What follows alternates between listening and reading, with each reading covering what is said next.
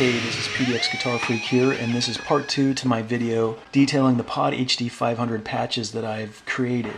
In part 1 I shared with you several moderate to high gain patches, including Dave's main tone, which is the patch that I use as the template for most of my YouTube videos, the Mesa Thrash Rhythm patch, which I created for kind of a late 80s thrash metal high gain tone, Dave's tone wah, which is basically similar to Dave's main tone, but with the intention of using a wah pedal, or the built-in expression pedal for wah, and the Marshall JCM 800 patch, which I created initially primarily for the ability to create kind of a moderate to low gain AC/DC, ZZ Top type of tone, but when you kick in all the effects, it gives you that early 80s very cliched over chorusy sound, which is fun for playing leads. So make sure you check out part 1. In part 2 here I've got a couple of clean patches I'm going to share with you, and a few more moderate to high gain patches. So let's check it out.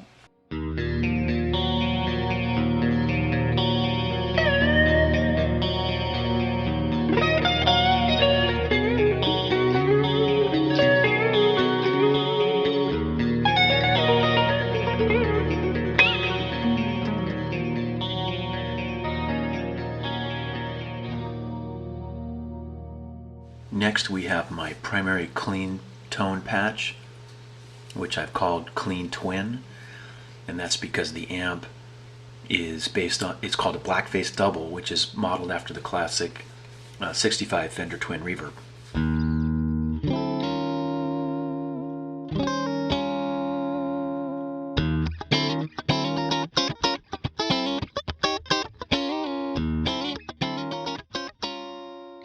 For effects, we have a noise gate that's always on, and we have what they call the blue comp, which is always on, and that's based on the the classic Boss CS1 compressor with the treble switch off. For ambience, we have the Dimension, which is based on the Roland Dimension D, which was one of the first true stereo chorus units out there a long time ago. And then we have what they're calling cave reverb, and then some digital delay, and then a Weeper wah, which is based on the classic Arbiter original Crybaby.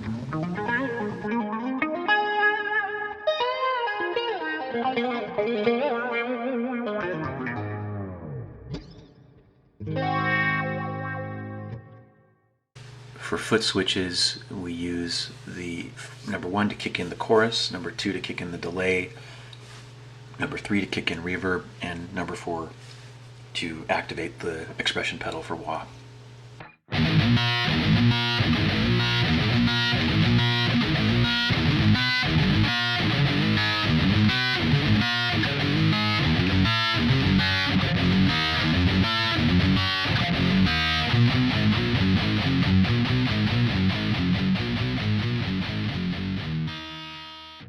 The thick metal tone patch was created for obviously a metal tone, and for amps I'm going back to the 2 trusty tread plates again, those Boogie replicas, with moderately high gain this time.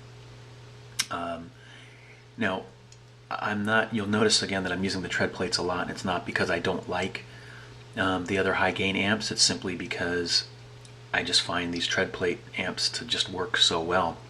For effects, the noise gate is always on, and then I also use a red comp, which is based on the classic MXR Dynacomp pedal, and that's always on too, to give it some nice sustain and thicken the tone a little bit. For extra distortion, you can kick in the 80s Chandler tube driver, classic 80s Chandler tube driver, and I actually have one of those that I bought in 1987 after I learned Satriani was using one. They were really cool pedals because they actually have a preamp tube in them, and they were kind of the ones that set that trend that happened for a while. Then we have the Phase 90 again, which I love for playing leads. a plate reverb, and the digital delay.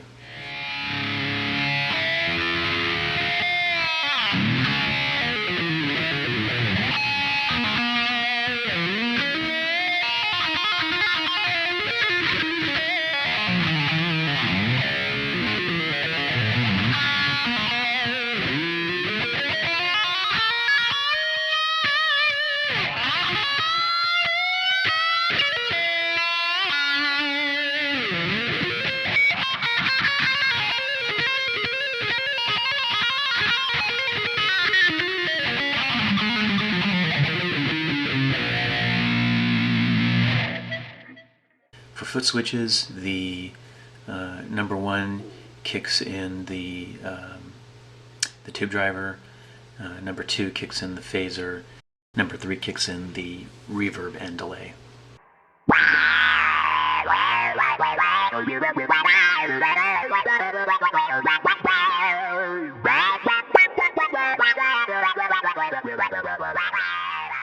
The Funky Filters patch I created mainly for having some fun when playing funk riffs and funk leads. For amp, I'm using the same amp as I did with the Clean Twin patch, which, again, is that 65 Fender Twin. And for effects, we have, again, the same noise gate and blue comp settings from before, and those are always on. The 2 filters that can be used to create the funky sounds, I'll go over in a minute, are the Tron Up and the Growler. In addition to reverb and digital delay, I've also added a 4-band EQ, which I'll talk about in a minute, and then a Line 6 Veta Juice, they call it, which is another compressor, which I'll go over in a second. For the filters, the Tron Up is based on the classic funky Mutron 3 envelope filter, and I use this for a clean, funky manual wah effect, where it basically wahs every time you pick a note. I recommend that when you're doing the clean, funky stuff, that you use a single coil pickup, as I'm doing in my demo here. I usually use a humbucker, but for the clean stuff I use a single coil. It's actually a humbucker split into single coil mode.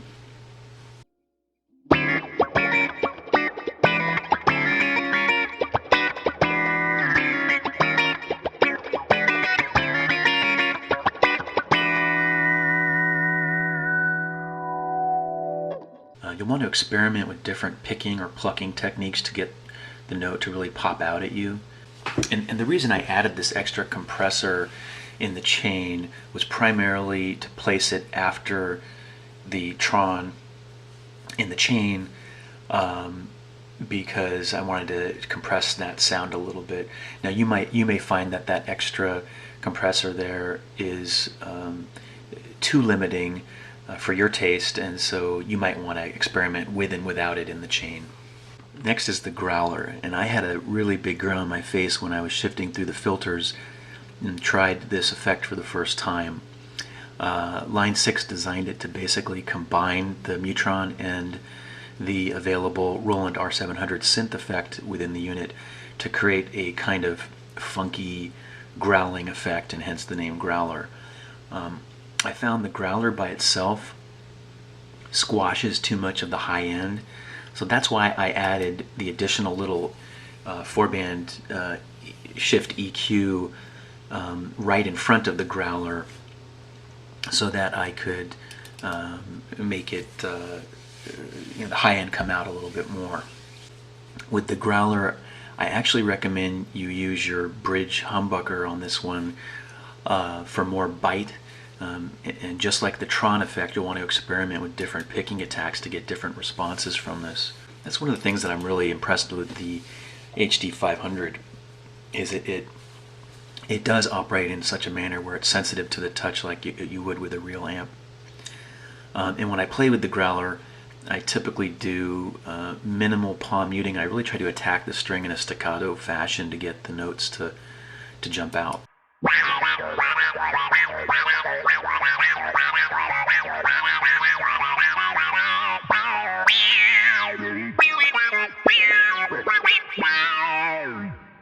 You can also combine the growler with the Mutron and play them at the same time, and it pretty much sounds like just using the growler with just a little bit more poppy edge to it.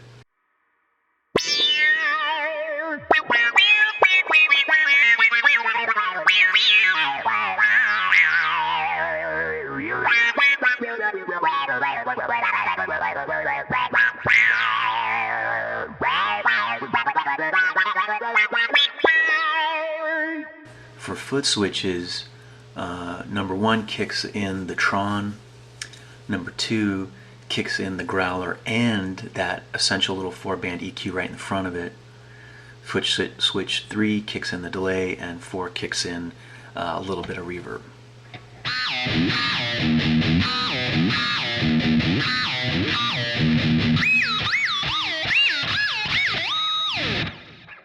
This patch is obviously intended to take full advantage of the built-in expression pedal to the Pod HD500 floor unit.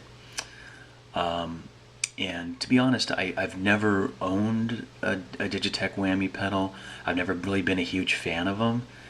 And as you can see from what you just heard in my playing, I'm not very good at using it. But I decided I'd create the patch anyway to give it a shot, and who knows, maybe in the future I'll have some more fun with it, but I thought I would give it a shot here anyway. For amps, I'm using one tread plate amp, and the reason I like using 2 amps to fatten up the sound and have the amp set up just a little bit different, but because the Digitech Whammy pedal, or as they call it, pitch glide here, takes up so much DSP, it really limits what you can add to the chain. So I've got one tread plate for an amp. For effects, we've got a tube screamer for extra gain if needed, and we've got the plate reverb and the digital delay with modulation, which is again that digital delay that has a little bit of built-in chorus effect to it. For controllers, foot switch 1 activates the screamer, or kicks in the tube screamer. Foot switch 2 kicks in both the reverb and the delay. And for the whammy pedal, it's always on, so you just engage that by using the expression pedal.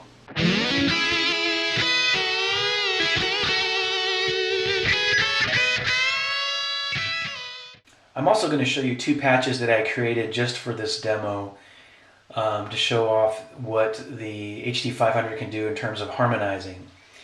And the harmonizer here is based, it's supposed to be modeled after the Eventide Ultra Harmonizer back from the 80s. That if you were a teenager like me, kid who was playing guitar, you'd read about people like Steve Vai, that had this harmonizer, and it was pretty expensive, and you just you couldn't wait for the day when it would be something that would be at the grasp of most people. And even though cheaper harmonizers have been out for a while now, at least over a decade, it was really cool to see it part of the HD500. The first one we have here we call Rock Harmony E major plus thirds, and basically what that does is if you're playing in the key of E major, it's going to harmonize up a third intelligently, not just a pitch shift, but an intelligent harmony.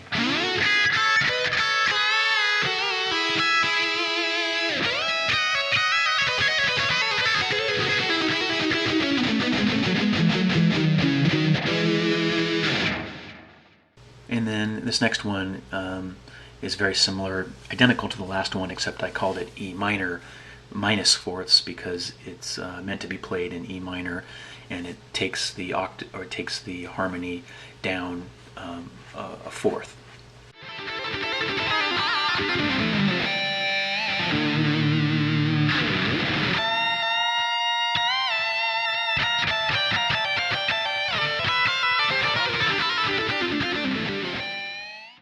The amp setup, same as the last one, the Whammy One Octave Up.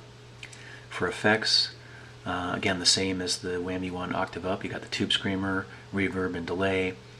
For foot switches, number 1 kicks in the tube screamer, number 2 kicks in the reverb and delay, and number 3 kicks in the harmony. I kept it simple in that way, but you can actually set it up to use the expression pedal to kick it in too. And you can even set up the expression pedal to slowly blend in the harmony, or you can set it up so that the expression pedal shifts the note from the original note up to the harmony. It's a pretty cool effect, but again, I kept it simple here just so you could hear how it sounds. Well, those are some of the patches I've created thus far. Again, you can find them on the Line 6 website. And over time, I might make more of these videos as I create more patches.